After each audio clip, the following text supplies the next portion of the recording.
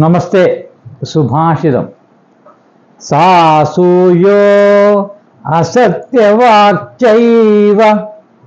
കൃതഘ്നോ ദീർഘവൈര്യവാൻ ചത്വാരഃ കർമ്മചണ്ഡാല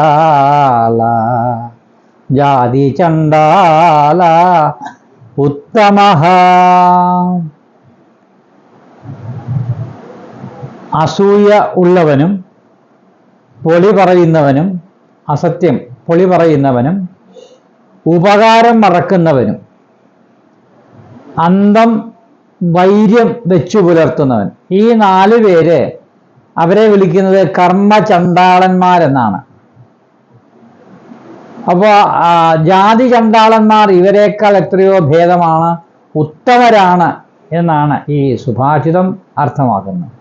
അപ്പോൾ കർമ്മചണ്ഡാലര് ഉണ്ട്, അത് ഇത്തരം 4 പേരാണ് എന്നിവിടെ സൂചിപ്പിക്കുന്നു. ഇതാണ് ഈ സുഭാഷിതത്തിൻ്റെ അർത്ഥം.